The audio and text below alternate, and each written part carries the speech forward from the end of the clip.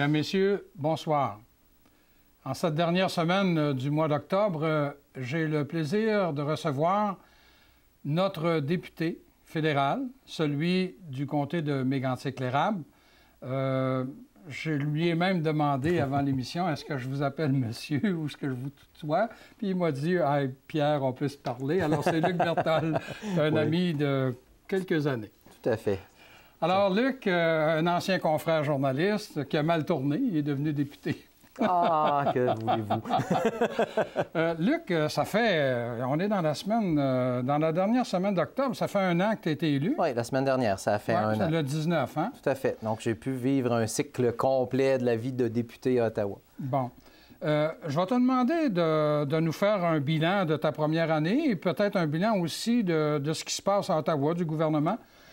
Mais j'aimerais que tu me parles de ton comté.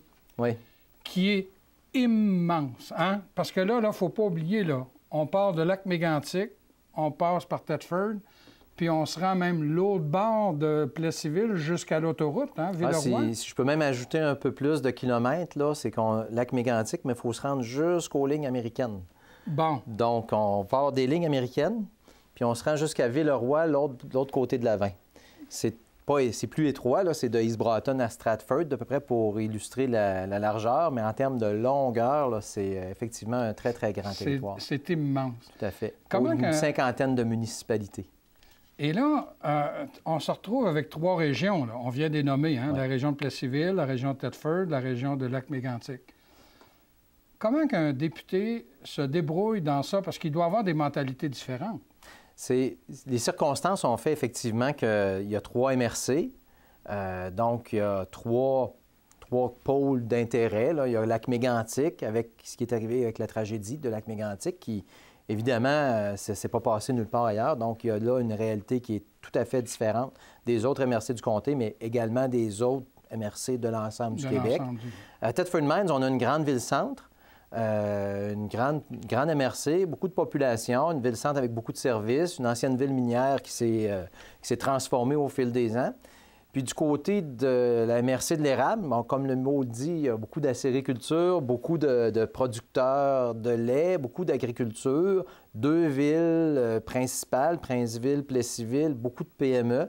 Dans ce sens-là, ça ressemble un peu à Thetford Mines, mais comme il n'y a pas une grande ville-centre, qui comporte la moitié de la population, mais il y a une dynamique aussi totalement différente. Puis ces 3 MRC-là sont dans 3 régions administratives différentes. Oh mon Dieu! Donc, on parle d'une MRC, la MRC du Granit est dans la région de l'Estrie. De l'Estrie. Thetford Mines, on est dans la région Chaudière-Appalaches. Puis la MRC de l'Érable est dans la région centre du Québec. Parfois Mauricie, centre du Québec, ce qui fait un autre grand territoire. Donc, juste pour illustrer, si la Fédération des producteurs de lait de l'Estrie demande une rencontre, pour rencontrer le député qui dessert le coin de Lac-Mégantic, bien, je peux m'attendre pas longtemps après à avoir une demande de Fédération des producteurs de lait de la Beauce. Puis après ça, une rencontre des Fédérations des producteurs de lait du centre du Québec qui vont me poser les mêmes questions, donc les mêmes rencontres. C'est un peu la réalité parce que c'est effectivement très, très grand. Puis on est dans le milieu de ces 3 régions-là. Oui, Thetford, oui. Parce que toi, tu es issu de la région ici. Là. Tout à fait, tout à fait. Parce que tout le monde sait que tu as été maire. Tu as été maire pendant combien d'années 7 ans. Ici? 7 ans, oui. 7 ans à Thetford. J'ai été 1 an après ça, 1 an et quelques à voler de mes propres ailes hors de la sphère publique, ce qui a été super enrichissant. Ça m'a permis de toucher à des choses que j'avais toujours voulu toucher. Mais bon, les circonstances, les opportunités ont fait que je suis replongé dans la politique, puis je n'haïs pas ça. On est en train de se demander si, pour devenir député dans la région, le prérequis, c'est d'être maire de Thetford. On a Laurent Lessard qui était maire de Thetford et qui est rendu député et ministre. Mais c'est une bonne école, hein, parce que quand tu es maire, tu gères, mais tu gères tout. Tu dois toucher le côté financier, tu dois toucher le côté culturel, tu dois toucher le côté sportif, le côté quotidien, les relations avec les gouvernements aussi, pour aller en chercher le plus possible. Dans ce domaine-là, le dossier de l'eau potable a été une très, très bonne école pour moi, parce qu'il a fallu faire beaucoup de relations gouvernementales, tant fédérales que provinciales à ce moment-là. Donc, je peux comprendre effectivement qu'une fois qu'on a touché à la mairie, on a des bons outils pour être député. Ça nous donne un bon aperçu du travail, mais en même temps, c'est complètement différent. Complètement différent. Complètement. Parce qu'une fois député, on ne gère plus rien. On gère notre bureau de comté, notre personnel, mais c'est plus de la gestion quotidienne. C'est vraiment d'autres enjeux plus grands, là, comme on pourra sûrement en parler dans l'émission. Oui. C'est quoi ta première impression en arrivant à la Chambre des communes? D'abord, c'est une très belle bâtisse. Oui. Notre Chambre des communes à Ottawa, là, c'est un plaisir pour les yeux de visiter cette enceinte majestueuse. Cette bâtisse, il y a du prestige dans cette bâtisse-là. Hein? Tout à fait. La première fois que tu y entres après l'élection, premièrement, c'est un peu surréel. Je l'avais déjà visité comme visiteur, comme la plupart des gens, puis je trouvais ça impressionnant, je trouvais ça beau. Puis là, à un moment donné, tu dis, OK, tu rentres comme député. Premièrement, tu n'as pas à passer à la sécurité.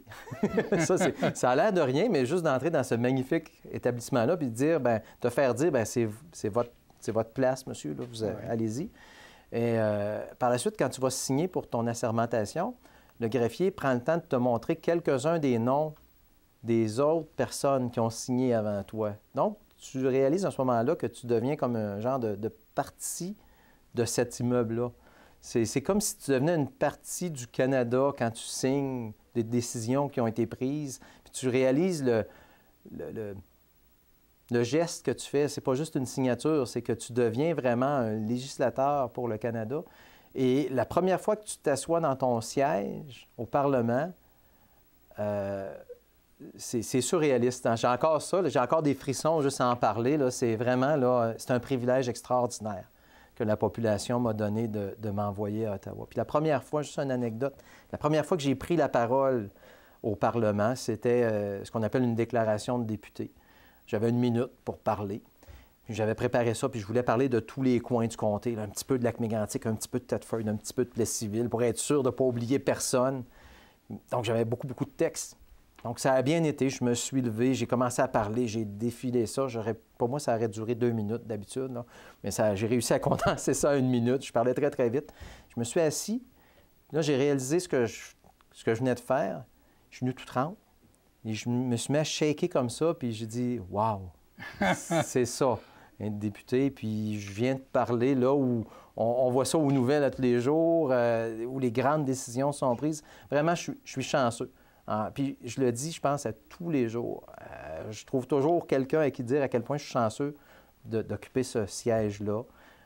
Merci aux gens qui m'ont envoyé là, je le dis à toutes les fois. Puis un de mes plaisirs aussi, c'est à chaque fois qu'il y a quelqu'un du comté qui vient à Ottawa, c'est de l'amener faire un petit tour, moi-même, des différents endroits. Il y a la visite guidée, mais il y a comme... La bibliothèque. La bibliothèque qui est de toute beauté. Non, sincèrement, c'est grand. Je peux comprendre l'effet que ça a sur les gens, puis c'est le même effet qu'on a comme député. Puis quand on parle, je vous dis, là, j'ai encore des frissons à chaque fois que je me souviens de ce moment-là. Alors, pour toi, c'est un privilège d'être là. Oui, tout à fait. Moi, je te suis sur Facebook, notamment. Tu es très présent sur Facebook. Et tu es très présent dans ton comté, dans les 3 régions. Tu ne dois pas être souvent chez vous les fins de semaine. Je réussis quand même à être assez présent parce que la famille, pour moi, ça a toujours été très, très, très important. Quand j'étais maire, il y avait du temps réservé pour la famille. Les fins de semaine, on réussit à se trouver toujours un repas en famille tout le temps ensemble. Ça, pour moi, c'est essentiel. Mais au-delà de ça, ça demande beaucoup de compromis. Effectivement, c'est une sortie 1 heure là, ça va bien. Mais on parlait tantôt de la grandeur du comté. Je peux sortir pour 1 heure à Lac-Mégantic. Ça veut dire qu'il y a 1 heure de route avant, 1 heure de route après. Ah oui. Donc, il y a comme un 3 heures où tu fais juste une activité, mais ça te prend toute ta journée. Donc, c'est beaucoup d'organisation. Il faut prévoir. Puis on essaie à chaque fois qu'on va à un endroit d'en faire plus qu'un. Peut-être d'où vous voyez que je suis très, très, très présent. Mais c'est de l'organisation, mais c'est tellement enrichissant parce que je ne me vois pas faire ça. Parce qu'à chaque fois que je prends la parole au Parlement, j'essaie toujours de me mettre dans la peau des gens du mon coin. Qu'est-ce que les gens diraient? Qu'est-ce que les gens ont le goût de dire là-dessus? Mais ça, il faut que tu vois les gens, il faut que tu sois là, il faut que tu sois présent. Puis je pose souvent des questions. On a eu le dossier de l'aide médicale à mourir, entre autres, là. Mais pendant le mois qui a précédé tout le débat, moi, je posais les questions, j'en parlais avec les gens chez nous. J'ai réussi, je pense, à amener l'esprit des gens de chez nous au Parlement. Puis ça, bien, tu réussis à le faire juste si tu es présent. Donc oui, ça demande du temps, ça demande des sacrifices, mais c'est comme ça que je vois le travail, je ne le vois pas autrement. OK. Si on abordait, disons, les principaux ou les importants dossiers qui concernent le comté, j'imagine qu'il y a des spécificités dans chacune des régions, mais globalement, est-ce qu'il y a des dossiers sur lesquels notre député travaille, planche le plus particulièrement? Celui dont je me suis fait le plus parler, campagne électorale après, c'est l'accès à Internet puis au réseau cellulaire. Parce que je suis à même de le constater, là, quand je me déplace d'une municipalité à l'autre, c'est très difficile d'avoir accès à un réseau cellulaire. Puis d'après moi, c'est inconcevable qu'aujourd'hui, les gens en région ne soient pas desservis de la même façon que les gens en ville. C'est comme l'électricité dans le temps. Quand l'électricité a commencé à se déployer partout au Québec, il y a des villages, on n'a pas besoin de ça, pas de bon sens de faire ça. Aujourd'hui, on ne s'en passerait pas. Mais essayez d'imaginer quelqu'un qui veut s'acheter une maison, par exemple, à Notre-Dame-des-Bois. Il va visiter une belle maison. Ça, c'est dans la région, ça, c'est dans la région du Granit. Ouais. OK, il va arriver à Notre-Dame-des-Bois, trouve la maison de ses rêves, loin, en campagne, très heureux, puis il dit, il faut que je partage ma bonne nouvelle avec ma famille. Prends le téléphone cellulaire, pas de signal. C'est quoi la réaction de la personne, vous pensez? Il n'achète pas la maison. Exact. C'est ça, la réalité. Et ça, c'est un dossier majeur. Puis là, je parle de Notre-Dame-des-Bois dans le Granit. Mais on a ça ici à Kenners Mills. La ville voisine de Thetford, qui s'appelle Kenners Mills. Exactement. Puis on a ça dans tout. Bien, ça, c'est un dossier majeur. On a fait des représentations. Les 3 préfets et moi, on est allés faire une présentation au CRTC à Ottawa pour parler de l'accès à Internet, parce qu'Internet, c'est la même réalité. Donc, on a dit au CRTC, il faut que vous agissiez, parce que si on laisse le libre marché faire, il n'y aura jamais d'investisseurs qui vont vouloir aller desservir la dernière maison au bout du rang. Parce que ce n'est pas assez payant. Parce que ce n'est pas payant. Donc ça, c'est un dossier qui est général dans toutes les MRC. Le deuxième dossier, c'est les producteurs de lait qui attendent depuis l'élection du gouvernement qu'on règle le cas du lait diafiltré. Le lait qui n'est pas du lait, qui est reconnu comme du lait. Bien, aux douanes, c'est reconnu comme un produit, puis rendu... c'est pas reconnu comme du lait, donc ça peut passer allègrement. Aux douanes, là, ça passe, il n'y a pas de problème, c'est pas du lait. Comme du beurre dans le poêle. Oui, exactement. Mais rendu dans l'usine, c'est considéré comme du lait. Donc, on peut importer ça à tonnes, remplacer du lait de nos producteurs par ce produit-là qui est fait aux États-Unis. Et du lait diafiltré, c'est pas compliqué, c'est du lait concentré. C'est ça. Donc, on concentre les protéines, donc on s'en sert pour faire du fromage. Donc, 1 litre de lait diafiltré, c'est comme je ne sais pas combien de litres de lait. Donc, ça, c'est un gros problème qui coûte très cher à nos producteurs. Et malheureusement, le gouvernement semble incapable d'agir. Il nous dit qu'il va agir, mais il ne le fait pas. Puis ça préoccupe beaucoup les producteurs d'un coin à l'autre du comté. D'ailleurs, pas le préfet, mais le président de l'UPA, oui. M. Groslot, Marcel, en a parlé ici même à mon émission l'année dernière, jusqu'à quel point que c'était préoccupant, ce dossier-là, qui ne semble pas vouloir se régler. Puis on ne sait pas pourquoi. Ça serait tellement simple de dire, bien écoutez, si c'est concentré, c'est pas du lait. Donc, de dire dans la composition des fromages, de faire écrire que ce fromage-là est fait de lait diafiltré à 50 %, les gens vont arrêter de l'acheter. Donc, c'est facile. Les gens, les producteurs, les transformateurs vont arrêter de l'utiliser. Mais malheureusement, l'Agence canadienne d'inspection des aliments continue à dire que c'est du lait. Puis, ce serait très simple d'ajouter le lait diafiltré à la liste des ingrédients faits de concentré, parce qu'il y a un maximum de concentré qu'on peut utiliser dans le fromage, mais ça ne se fait pas. Puis, on ne sait pas pourquoi. Puis, on talonne le gouvernement là-dessus depuis l'élection du mois d'octobre, l'année passée. L'année passée. 2015. Oui, exact. Juste avant le début de l'émission, tu me disais, quand on parlait de la grandeur du territoire, avec des mentalités différentes dans 3 régions, même si... Et tu me parlais qu'il y avait des traits communs, et tu me parlais qu'il y avait un dossier, entre autres aussi, qui touchait les 3 régions, le manque de main-d'œuvre. Oui, tout à fait. Tout à fait. Puis c'est un problème majeur, parce que ce que je constate, j'ai rencontré beaucoup d'entrepreneurs, beaucoup d'usines, j'ai fait beaucoup de visites depuis 1 an, puis... Partout, les gens pourraient créer des emplois s'il y avait la main-d'œuvre. Non seulement on ne trouve pas la main-d'œuvre pour créer des nouveaux emplois, mais on manque cruellement de main-d'œuvre pour combler les postes qui sont déjà disponibles. Ce qui fait en sorte que des usines qui, au lieu de fonctionner à 2 chiffres, ne fonctionnent qu'à 1 chiffre.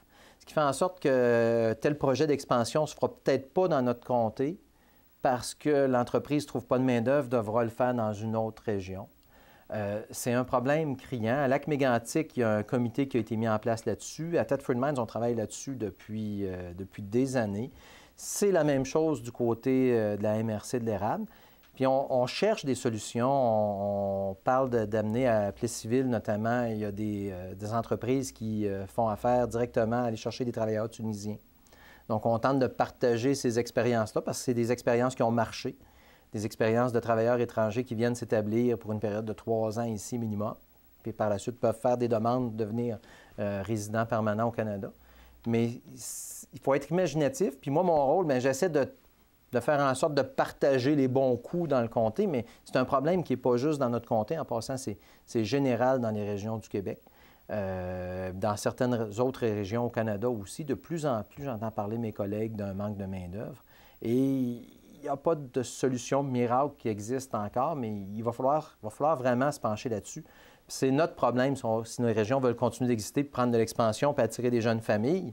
Bien, encore faut-il qu'il y en ait des jeunes familles pour occuper des emplois qu'on est prêt à donner parce que les entreprises sont prêtes à créer des emplois. J'aimerais ça qu'on parle aussi peut-être de dossiers, mais qui sont un peu spécifiques à chacune des régions. Si on commence par Mégantic, bien, le dossier, c'est le contournement de la voie ferrée. Hein? Oui, tout à fait. Ils ont goûté, eux autres, en juillet 2013, pas à peu près. Là, c'était une catastrophe qui a fait le tour du monde. Vous savez, c'est tellement connu ce qui s'est passé à Lac-Mégantic que le nom de mon comté, c'est Mégantic-l'Érable. À chaque fois que je me présente, puis que je dis que je suis député de Mégantic-l'Érable, les gens automatiques se revirent, puis Lac-Mégantic, c'est automatique. Ah, ouais. Donc, c'est vraiment, c'est une tragédie qui a marqué tout le monde. Puis imaginez, les gens là-bas sont encore marqués au quotidien par ça, parce que le train continue à passer au centre-ville, le train continue à siffler à toutes les nuits pour réveiller les citoyens à Lac-Mégantic. Et le phénomène de syndrome de choc post-traumatique est amplifié au cours des années. On pensait que ça allait se résorber. Au contraire, les dernières études ont révélé que les citoyens sont de plus en plus affectés. Et ce qu'on apprend, c'est que tant ou aussi longtemps qu'on ne retirera pas l'épine, bien, ça va continuer à faire mal. Et l'épine, c'est le train qui continue de passer à tous les jours dans le centre-ville de Lac-Mégantic, qui remémore ces souvenirs-là, qui fait en sorte que les gens se réveillent en sursaut, ne sont pas capables de se rendormir. Donc, il faut régler ce dossier-là. On a mis beaucoup d'efforts. Je pense que c'est une priorité pour moi. Je travaille très, très fort avec le ministre Garneau pour lui rappeler le plus souvent possible que c'est important de régler ce dossier-là avec le maire de Lac-Mégantic. Et je pense qu'on est sur la bonne voie. Je pense que tous les partis politiques sont d'accord qu'on doit régler le dossier. Mais c'est effectivement un dossier très particulier. Pour Thetford, ça serait quoi? On parle beaucoup, effectivement, on a parlé tantôt d'Internet, je ne reviendrai pas sur ce dossier-là, mais il y a un dossier majeur en ce moment, c'est le gaz naturel qu'on doit amener du côté de Sainte-Clotilde, du côté d'Astoc.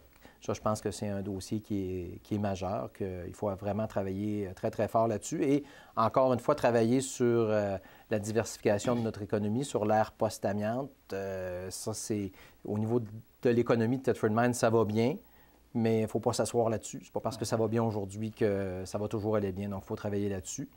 Puis du côté de Plessisville, principalement, c'est les problèmes au niveau des agriculteurs, au niveau du lait diafiltré. Ce dossier-là, particulièrement là-bas, fait très mal parce que, vous savez, l'argent que les producteurs agricoles n'ont pas, c'est d'argent que les commerces n'ont pas pour vivre. C'est moins d'argent dans l'économie régionale. C'est tout à fait. Puis on n'imagine pas le quart de l'apport des producteurs agricoles sur notre économie dans les villes-centres, puis dans les villes comme Plessisville, puis Princeville. C'est des fournisseurs de tracteurs, c'est des gens qui mangent, c'est des gens qui vont à l'épicerie, puis c'est des gens qui sortent. Aujourd'hui, les agriculteurs ne passent pas leur temps 24 heures par jour à la ferme, ils sortent, ils consomment aussi. Quand ils ont moins d'argent, bien, c'est toute l'économie de la région qui s'en ressent. Puis c'est ce qu'on vit présentement du côté de ce secteur. Francine vient de me faire signe qu'il reste un petit peu plus que 5 minutes. Il faudra toujours bien faire le bilan de la première année. J'aimerais ça avoir le bilan du député et le bilan de la Chambre des communes, du gouvernement actuel. Je suis content de ce qu'on a fait comme député pour faire avancer les dossiers. À Lac-Mégantic, j'ai réussi quelque chose d'extraordinaire, d'amener un comité permanent de la Chambre des communes à Lac-Mégantic, siéger, rencontrer les gens là-bas. J'ai eu l'occasion de faire une présentation sur Internet avec les 3 préfets devant le CRTC, comme j'ai mentionné plus tôt. Donc, localement, je suis très présent. Pas encore assez à mon goût, mais on est en train de trouver une façon. Donc, oui, je suis très, très content. J'adore le travail que je fais comme député. Comme gouvernement, c'est une autre histoire. Le bilan que j'en trace un an après, c'est que le gouvernement libéral, le Parti libéral était un parti qui se préparait à prendre l'opposition officielle à Ottawa, pas à prendre le pouvoir. Donc, c'est un gouvernement qui n'était pas prêt, qui avait fait beaucoup de promesses pour se faire élire et qui s'est ramassé du jour au lendemain avec la chute du NPD, avec le pouvoir entre les mains. Donc, c'est le gouvernement qui a déposé le moins de projets de loi des 30 dernières années à sa première session. C'est un gouvernement qui amorce une consultation sur absolument tout. Il n'y a aucune décision qui se prend. On consulte. Consulte pourquoi? Parce qu'on n'avait pas de plan, on n'avait pas de programme de prêt, on n'avait pas un projet de gouvernement de prêt. Donc, on a perdu un an à ce que le gouvernement se fasse son propre programme, son propre plan. Puis ce qu'il a fait, ses premiers projets de loi, c'était pour défaire ce que le gouvernement précédent avait fait. Donc, c'est ça, ils ont été capables parce qu'ils étaient prêts là-dessus. Ils étaient prêts en campagne électorale à aller contre le gouvernement. Donc, c'est les projets de loi qui sont issus de cette première année-là, c'est ça. Maintenant, on est inquiet pour les dépenses. C'est un gouvernement qui dépense beaucoup d'argent parce que la maison était propre, hein, les finances étaient bien gérées. Donc là, maintenant, il y a une marge de manœuvre. Puis au lieu de conserver cette marge de manœuvre-là, le gouvernement a décidé de s'en servir, supposément pour faire croître l'économie. Est-ce que ça va faire croître l'économie dans nos régions? On est inquiet parce que les priorités, c'est le transport en commun, c'est des mesures environnementales qui ne touchent pas les régions. C'est un gouvernement des grands centres, c'est pas un gouvernement des régions. Puis c'est pour ça que nous, on a mis en place un petit comité d'anciens maires au sein du Parti conservateur pour justement rappeler au gouvernement que c'est important de s'occuper des régions. Il y a le dossier là, qui traîne depuis un an, producteur de bois, main-d'œuvre, bois d'œuvre. Oui, le bois d'œuvre. Et là, ça s'est terminé à la mi-octobre, là? C'est terminé depuis le début d'octobre. Oui. Écoutez, l'entente est primordiale parce que c'est des milliers d'emplois au Québec et au Canada qui sont menacés. On espère que le gouvernement comprend parce qu'encore une fois, c'est un dossier de région. Est-ce qu'il a été négligé parce que, justement, ce n'était pas un dossier de grand centre au cours de la dernière année? C'est ce qu'on craint. Mais là, pour l'instant, c'est le temps d'agir parce que les emplois vont se perdre là, sous peu s'il ne se passe rien. Oui. Très rapidement, le Parti conservateur, vous êtes dans une course à la chefferie. Mis à part Maxime Bernier, là, les autres candidats, là, que je dois t'avouer que je ne les connais pas du tout. Puis le seul que je connaissais à part de ça, au début d'octobre, ou en tout cas vers la dizaine d'octobre, c'est M. Tony Clement qui a démissionné. Comment le député de Mégantic-l'Érable se comporte par rapport à ça? Est-ce qu'il va appuyer systématiquement le candidat du Québec ou... Ce qu'on veut, c'est avoir le meilleur candidat possible pour nous amener à gagner la prochaine élection. Que ce soit un candidat du Québec, que ce soit un candidat de l'Ouest. En ce moment, ma réflexion n'est pas terminée. Je vais appuyer celui ou celle qui va, selon moi, nous aider à gagner la prochaine élection parce que c'est important que les conservateurs, on revienne rapidement pour éviter que le gouvernement nous entraîne à des déficits insurmontables. La course actuellement est difficile, mais je vous ramènerai un peu en arrière. Qui connaissait Stephen Harper avant qu'il soit élu chef du Parti conservateur au Québec? Pas beaucoup. Pas beaucoup de gens. Donc, pour moi, le fait qu'un chef ne soit pas connu encore ne veut pas dire qu'il ne le sera pas pour le mieux dans les semaines qui vont suivre. Je pense que la course va vraiment s'amorcer en février, quand les mises en candidature vont être terminées, donc de février à mai. Oui, parce que c'est le 27 mai. Hein, exactement. Donc, l'élection va être... les gens vont être appelés à voter le 27 mai.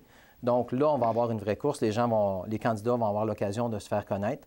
En attendant, il y en a qui ont décidé de prendre l'avance, mais on l'a vu avec la récente course du Parti québécois, c'est pas parce que tu pars en avance que tu vas gagner l'élection à la chefferie de ton parti. Donc, attendons voir. Je vais sûrement me ranger derrière un candidat. Et encore une fois, mon choix, ça va être guidé sur le meilleur candidat possible pour nous amener à gagner la prochaine élection.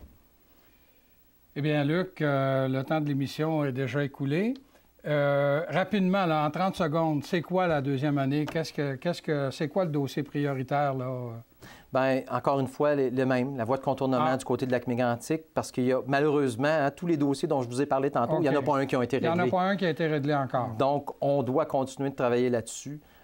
C'est important pour les gens, pour notre économie régionale. Donc, ces dossiers-là vont demeurer tant ou aussi longtemps que le gouvernement ne mettra pas ses culottes et n'agira pas dans ces dossiers-là. Est-ce que le ministre Garneau a une bonne oreille par rapport au dossier? Très sympathique. Oui. On ne fera pas de politique. J'ai toujours dit qu'avec le dossier de Lac-Mégantic, je ne ferai pas de politique. Le ministre Garneau est ouvert et sensible aux revendications de Lac-Mégantic. Maintenant, il reste à convaincre tout le reste de la machine qu'il faut des sous pour régler le dossier de Lac-Mégantic. Donc, je pense qu'on compte beaucoup sur M. Garneau. Puis mon rôle, c'est de, si jamais il l'oublie, de lui rappeler constamment puis de lui chuchoter à l'oreille et parfois pas juste à l'oreille, qu'il faut qu'il s'en occupe. Merci beaucoup. Merci. J'avais le plaisir de recevoir le député de Mégantic-l'Érable à la Chambre des communes, Luc Berthold. Je vous invite à nous revenir la semaine prochaine.